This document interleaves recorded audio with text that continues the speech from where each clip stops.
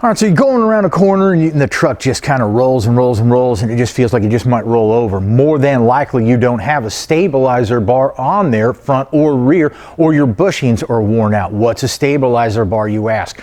Well, it's basically just a bar that's going to go across your suspension to your left and your right control arm so that when you turn, it'll help even that out. It'll give you a nice slot car kind of a feel to it, a lot sportier. Now, like this right here, has airbags on it. It only has one line going to the front and splitting off. When you do that, when you go around a corner, all the air is going to go from this one and it's going to be forced into the other, and it's going to give you an uneven ride too. So for all of those reasons, you're going to need to put Swaybar on your truck to get the nice little slot car feel and Ricky race around the corners like you wanna. Stay tuned. I'm going to show you how easy it is. It's a really nice upgrade for your truck that's not going to take you a lot of time. Yeah.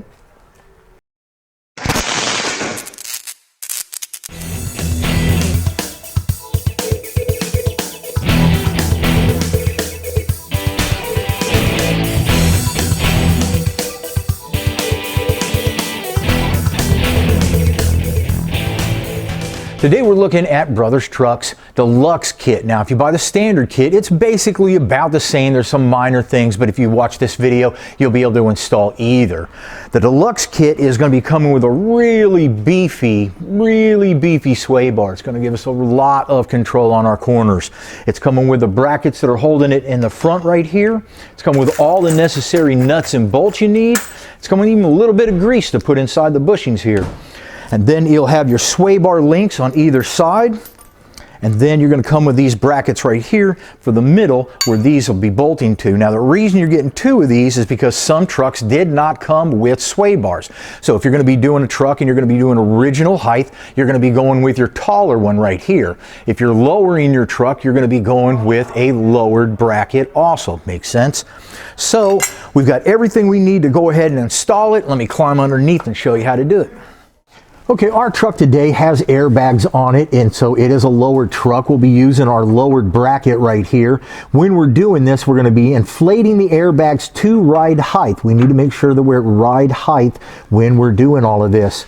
Now, you'll notice that on the bottom of the frame where these two pieces intersect, there is a rivet right here. All we got to do is take this rivet out and then pop it out all the way, and we'll be able to bolt this bracket right here. I'm going to go ahead and bolt it on, and the rest of the sway bar, you'll notice that there's a nice big slot on here. So after I get everything on, I can go ahead and move it back and forward, get it where I want it, and then I'll drill my hole for the front right here.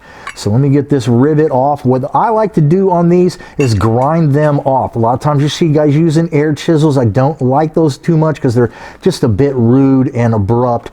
So the grinding will just do it a little bit cleaner, a little bit nicer job for you.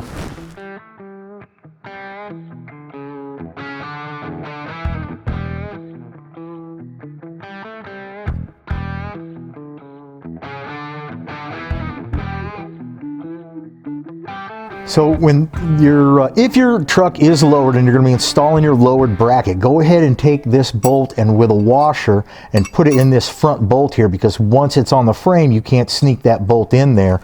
Now that I've got that set up, I'll get another bolt, another washer here, and then I'll install this right through the rivet hole we just popped out, just like this. Now this is slotted. So what I'll do is I want to get this in the middle of the slot just for my mock-up right now. I'm not going to be using my lock washer on this just yet because this is just a mock-up at the moment. I'll get both sides on, get the whole sway bar on there, the links and the whole 9 yards, and then I'll show you what that looks like in just a minute here. All right, so now let's see how to put these on. So this has got a slot in it. So we're going to take the grease that came in our kit right here, our deluxe kit that is, and we'll get some in there. And all you're going to do is just like this, right like that. Now you'll notice these also have Zerk fittings on there so that in the future you'll be able to get more grease in there And keeping them greased up is going to keep them lasting long. So do that periodically whenever you're greasing anything else up in your front end.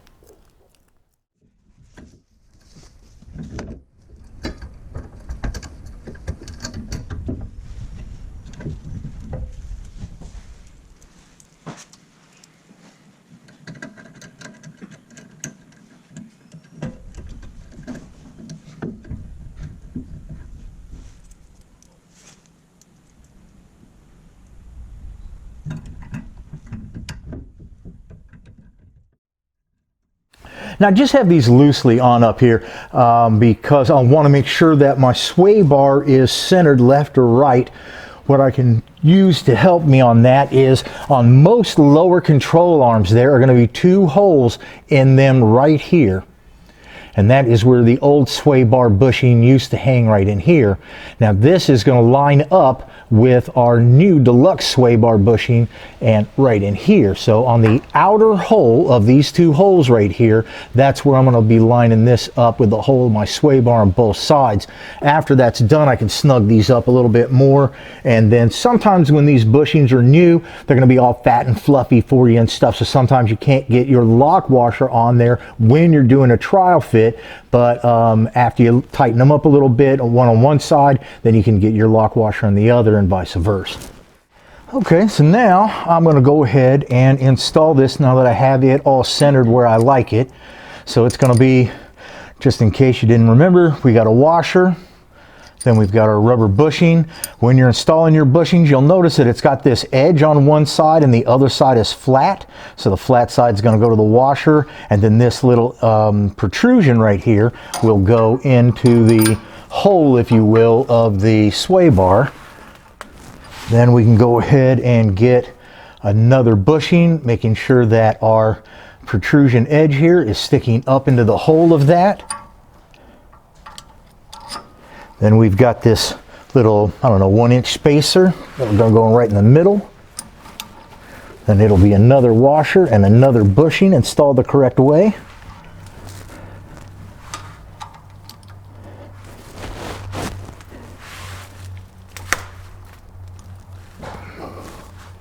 And I'll push my bolt on through.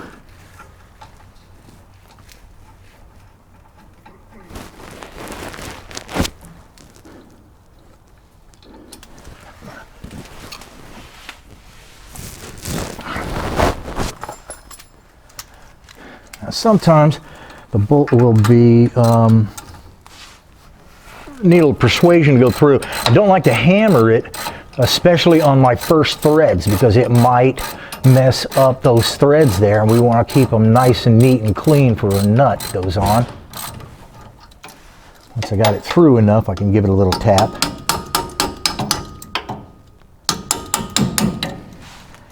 Then it's going to be bushing, protrusion up, washer on the bottom, and then we've got our bolt that goes on the bottom.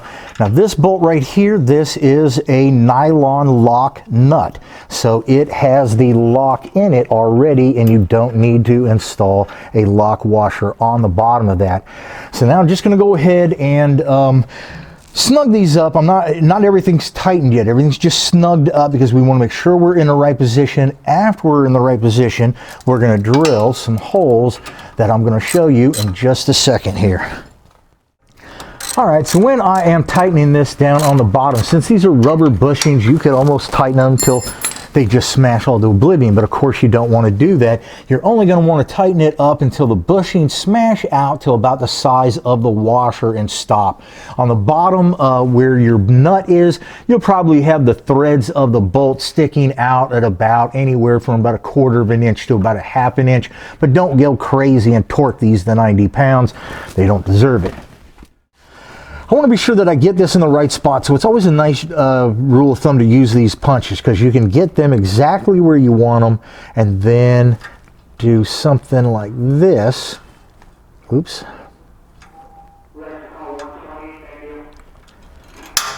And you hear that? When that does that, It puts a little indentation in there that's easier to find and follow. Still, I like to get like an 1/8" drill bit and do me a pilot hole. If things go a little bit sideways on you, you can generally stop it and get it centered correctly. But if you use a large drill bit right off the bat and you're off center, then you're pretty much stuck, or you're gonna have to waller out the hole.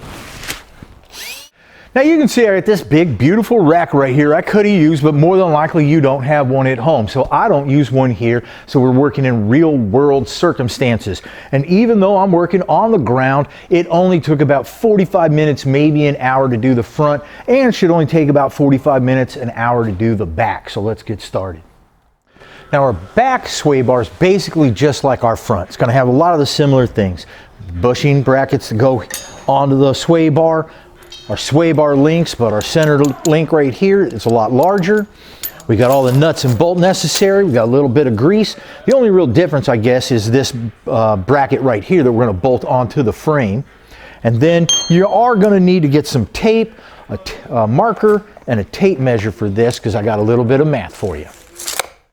All right, you see this oblong hole right here? What we're going to do is we're going to be measuring from the end of that forward 20 inches.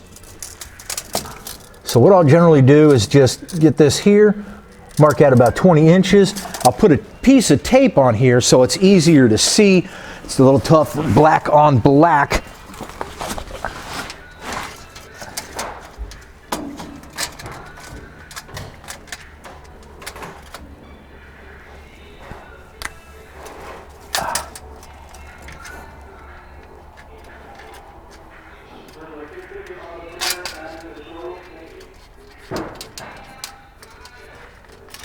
Okay. Now we're going to be drilling our hole 2 inches from the bottom of the frame. I want to be sure that my line is staying straight. You can either get a level on there, or you can get some tape like this and make sure that you are straight up and down. And so, measuring 2 inches from the bottom. And then right here on the edge of the tape, and there is where it will intersect. I'll put some more tape on here just so you can get a better view of that. So right there is where we are going to be drilling the hole for this bracket right here. Now you'll notice there are two holes in this. One's big and one's small. The small one is going to bolt right to there, and then the larger one will be for your end links that I'll show you in just a bit.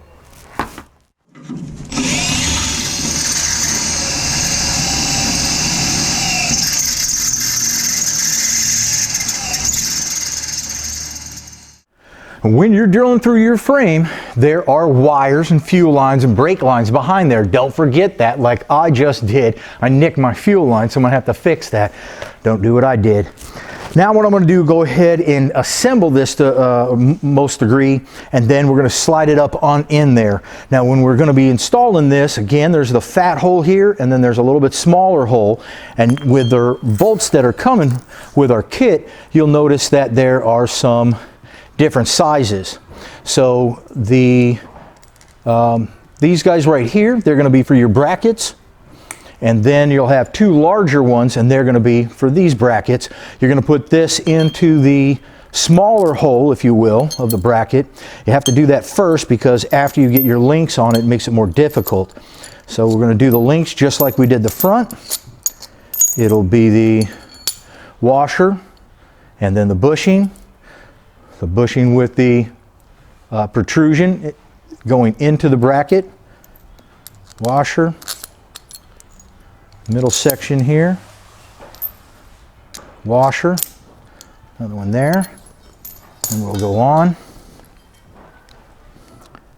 This will attach to the bottom, and just like on the front, we have a nylon lock nut that we do not need a lock washer for, because nylon locks already include them. I'll do both sides, then I'll go ahead and bolt this in the truck, and I'll get these on also, and we'll get everything positioned just like on the front, and after we're sure we like it, then we'll mark our holes. Let me show you what that looks like. With everything all assembled, I'll put it on a piece of cardboard or something because I don't want to get it scratched up when I'm sliding it up underneath. Once I'm under there, we're going to go ahead and we're going to bolt these brackets to the frame. The lock washers and washers and nut, of course, is in the kit with it. And what we're going to be doing that for is we need to find out where to drill the holes for these brackets right here. Now, your trailing arms that are underneath here, they're actually two separate pieces put together. And there's a seam down the middle of them. And what we're going to be doing with this bracket right here is we want to get it on either side of the seam, if you will. Want to be on one side, want to be on the other, and in order to get in the right spot, we need to get this all up underneath there, bolt it up, get it up on the trailing arm snug, then mark our holes and drill them out, and then we're just about done. So let's get started. All right, now my bracket that I have on the top, it's snugged up, but it's not all the way tight because I still have to be able to move this. I want my end links right here.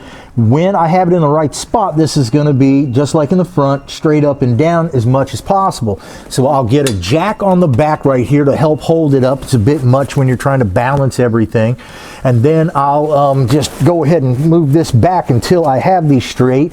Then I'll go ahead and mark my holes and drill them and then bolt it on up. So just give me a minute here and I'll be right back. Now, sometimes it's going to be difficult to hold everything in the right spot, so I got a couple of tie downs right here with a ratchet on it, and what I can do is simply put it on my sway bar, attach it to the rear of the frame, and then just click it until it looks like it's in the right spot. I'll do the same thing with the other side, double check everything, and then we'll start drilling holes. I'm confident I've got everything where I like it, but we always like to double check. So what we're going to be doing is simply taking our tape measure. I'll be measuring from the bolt at the bottom down here where your spring or your airbags will be hanging on to, and then I'll simply measure and make sure that both sides have the bracket exactly in the same spot. Then we'll know we're perfect. Here we can see the bracket is not in the right spot. It has to have one bolt hole on one side and one hole on the other side of our trailing arm in here. So we're going to move this over until we get it exactly in the middle. So you probably aim for your Zerk fitting right in the middle of the crack, and that should give you your bolt hole on either side.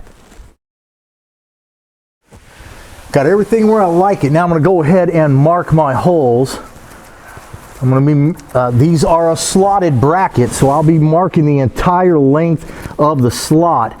And when I'm drilling my hole, I want to aim for right in the middle of the slot so I can still move these up or down. If I was to put them at either end, then you'd be locked into position. So we're going to drill the hole right in the middle of the brackets and go onto the sway bar. All right, so now I'm going to go ahead and bolt everything up. Now, a lot of times what happens on your trailing arms down here is that in the center of that seam, it's going to be kind of wide. You're not going to be able to get a washer and a lock washer and the nut on there. So I'll put my lock washer and washer on the bottom and just have the nut on top, and that'll hold everything just fine. Now, this took me just a little bit longer than the front, maybe an hour and 15 minutes or so, but I strongly recommend that you do the front and the back at the same time if you really want to get that slot car kind of driving. My name's David Welch. I'm at Brothers Tech Center every single week on my back doing this work, so you make sure that you subscribe to our YouTube channel and check us out on Instagram and Facebook too. We'll see you guys next week, okay?